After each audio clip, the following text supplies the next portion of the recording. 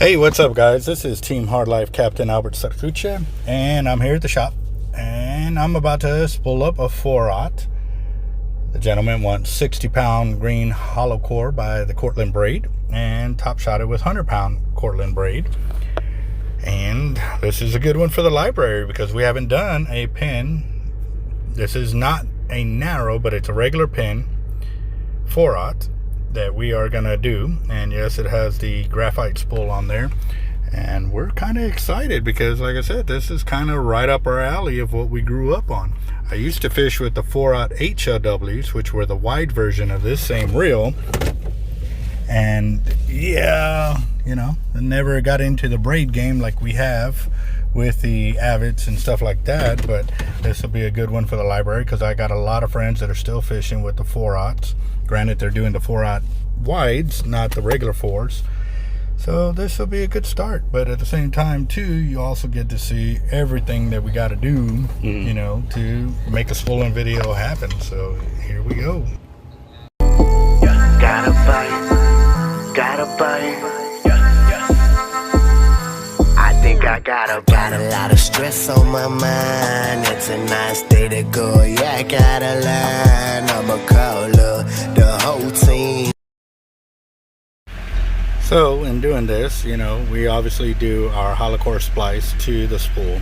This is a knot that I developed while sitting at the t-shirt gallery getting some drawings for our shirts at that time, and it was way before I started my shop and way before I started really rocking and rolling with my team. We had team members and we were getting our second batch of shirts and growing rapidly, but I had to sit there and contemplate a way to make the braid stick. And what made me think of this knot was just thinking about how you think you get a wet shirt and you twist it up around two metal bars. You can actually bend the metal bars, but to make it happen, you twist and twist and twist that shirt or whatever, and it would over time it would overpower the bars. And I know it's totally two different concepts, but it just made me think, you know, if I wrapped it enough, would it be able to grip the spool? And so what we did was we had an 80 EXW 3-speed, and we had the Power Pro at the time, and I wrapped it about 10 to 12 times and gripped the spool, tightened it up, and we locked it over and started pulling on. He dropped it down in low gear and started cranking. So that's how it evolved from there. Hit a world record. Well, then we'll take your rod and your line and go certify that, yeah, that it's all within those parameters. But see, like I said, here's the thing. It's never been done with that because of those same reasons. The original guys, oh, we use mono, we've done this, we've done that. But now we want to change it up to, I mean, we want to really open the sport. I mean, dude, I'm addicted to casting. Like, I love to cast rods, and I love to see my bait and weight fly, you know, hundreds and yards.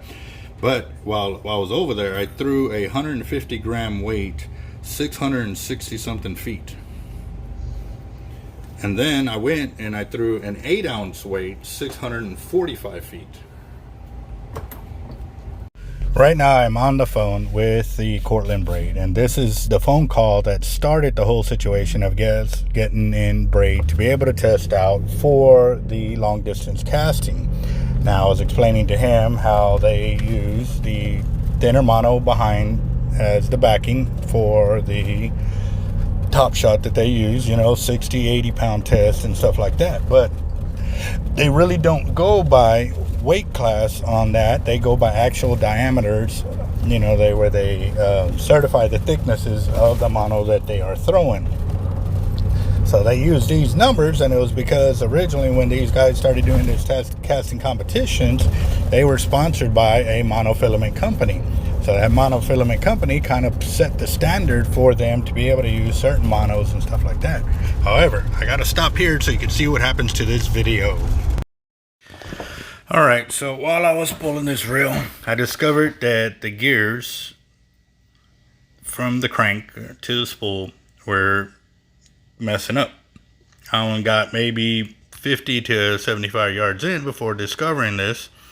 And at first, because I was on the phone, but I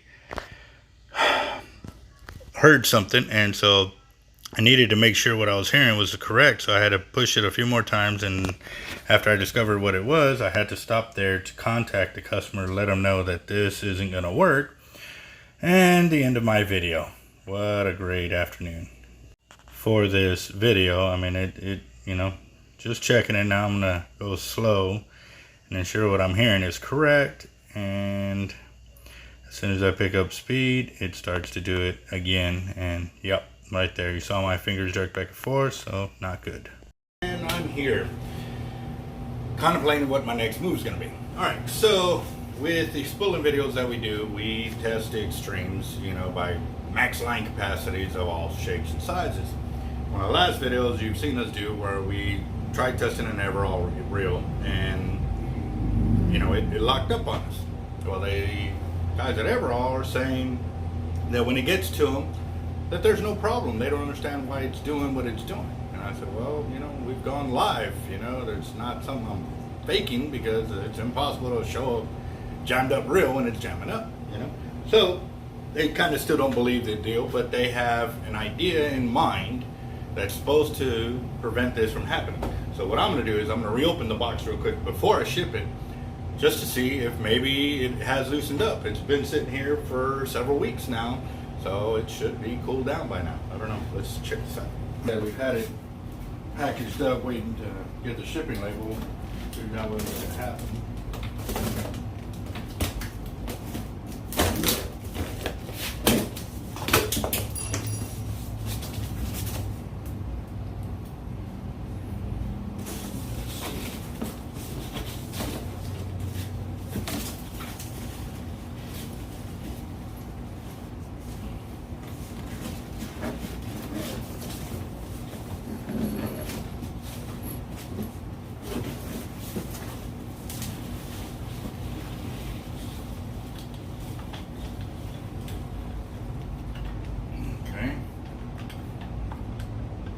Oh, it's kind of moving. Yep.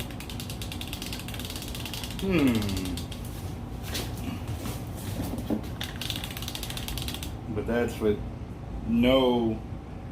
with the Everall completely loose. Let's apply some drag to it. It's going.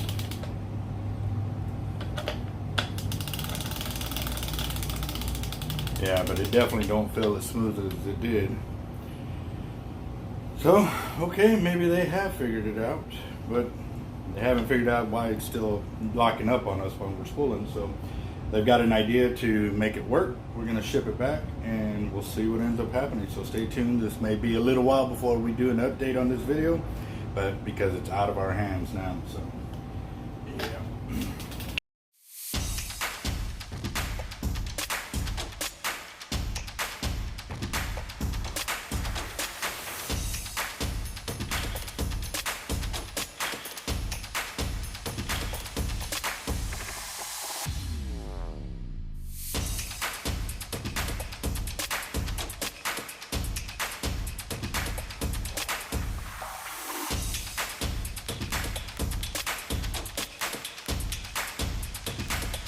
Alright guys, so y'all did see us get the braid casting on this, and it went the distance. It really went out there. So I feel pretty confident now that I can go ahead and put on the bigger reel. So what I'm going to do is, the Portland braid that's on here, obviously I don't need it to stay on here. I'm going to strip it off. But while I'm stripping it off, I want to see how far I actually cast it. So what I'm going to have to do though is backtrack, because on the last cast I did break off and I lost some line and I just left it like that. So once I get to that bottom point, I know there was 248 yards. So I'm going to mark the line there, strip it all the way off, put it on the line counter, strip and spool it back up to find out how much yardage was yet left. So basically I'm going to work backwards to find out how far that cast actually was, because it was a very good cast. I am guessing it was over 210, 215 yards easily. So I don't know, we'll see, but it was with this little Albert Garcia, so we'll see what happens.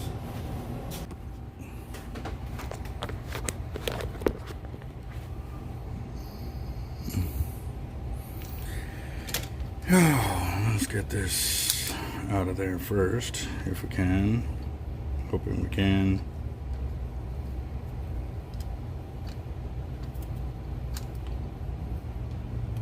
Yep, there's the rip end.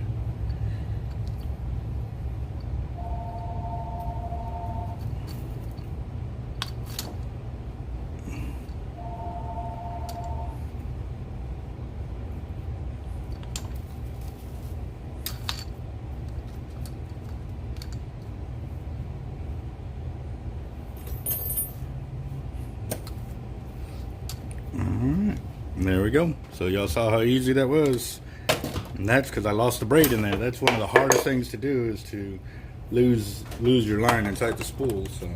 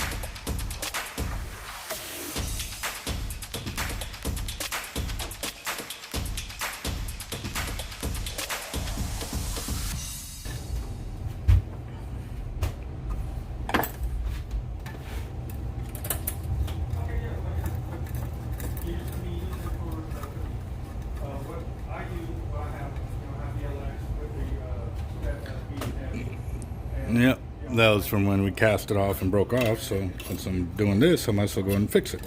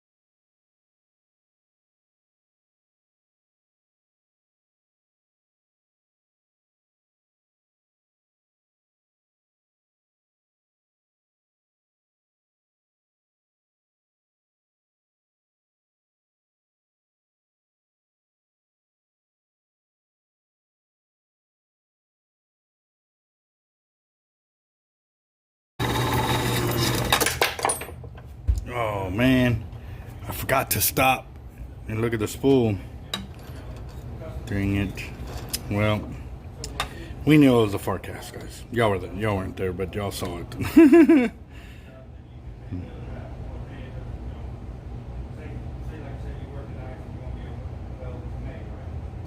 Alright guys, so yes, on this video I jumped around to a few things, and that's kind of the way it runs here in the shop. We are doing from one job to the next job to the next job.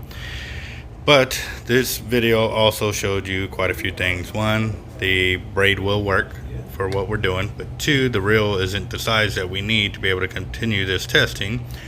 Three, when I backlashed so horribly like I did, I mean, that was a very powerful backlash, and you saw how easily the hollow core braid came undone and allowed me to get it undone and keep fishing with it. That's one of the biggest sellers right there, besides being able to reattach the line when you get broke off and stuff like that.